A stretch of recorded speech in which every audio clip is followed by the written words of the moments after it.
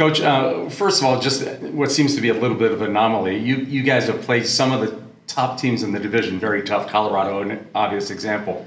And maybe teams at the bottom of the standings have given you a tough time. Have you wrapped your brain around that? It's just in the Pacific Division, everyone's good. Especially in the bottom third of the season, it's tough to win games. So we're competitive. We're in nearly every game, and it comes down to one player or one goal.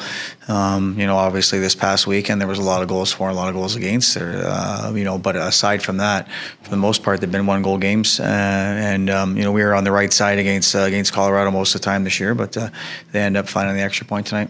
Yeah, Mike and I were talking before you came in about early in the season. You guys suffered some early overtime losses, and now it's mounted up to 10, including shootouts. And they're all worth 2 points no matter the month.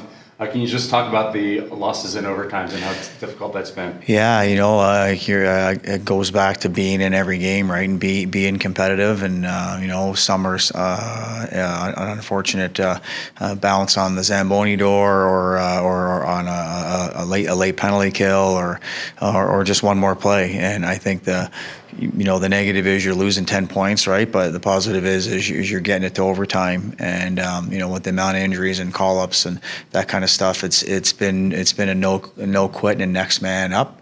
And with 11 down the stretch here, with a game in hand, still being right in the hunt, from a prospect's perspective, those are positive, and that's how you got to look at it, with the glass half full. Tonight, before the penalty, they won both face-offs. It sort of took some of the steam out of what you were able to do. And then, of course, the penalty comes, and then it was a shooting gallery. Can you just sort of address that? Yeah, you try to put your who's ever hottest in the face-off circle, right, to try to get possession of the puck for that reason, right? And once the team gets possession, if they're smart about it, and Colorado did a good job at changing with possession and trying to keep you on half ice, not letting you get your fresh guys out there. And then it comes down to a 4-on-3 with 3 less players on the ice in a 5-on-5 scenario. A lot of ice out there, right? So basically, goaltender made some saves. We had some big block shots. Connor Carrick, Ronnie Addard, and unfortunately, a hell of a shot there by them to win it. But PK was excellent. 4 for 5. Just they needed to get one more. Yeah. As far as I know, it's about what's in your locker room, and it's not about scoreboard watching. But it looks like Tucson's going to win tonight. They're up 2-0 with 2 minutes to go.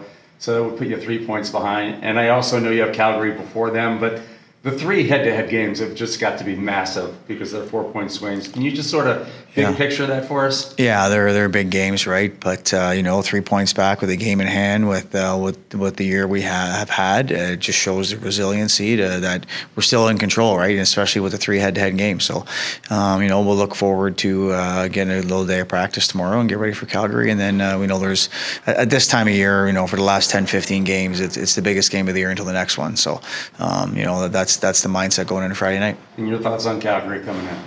Yeah, they're a team that was real hot in the first half, and then they've been a little cooler. But like we talked about at the beginning of the conversation, that the Pacific Division, everybody's good, everyone's in the hunt, and there's no game you go into that you think if you put your sticks on the ice and we're just okay tonight, you're going to win. Like you got to give everything you have to be competitive, and I think from a development perspective, knowing how hard the division is, I think that's a very good thing.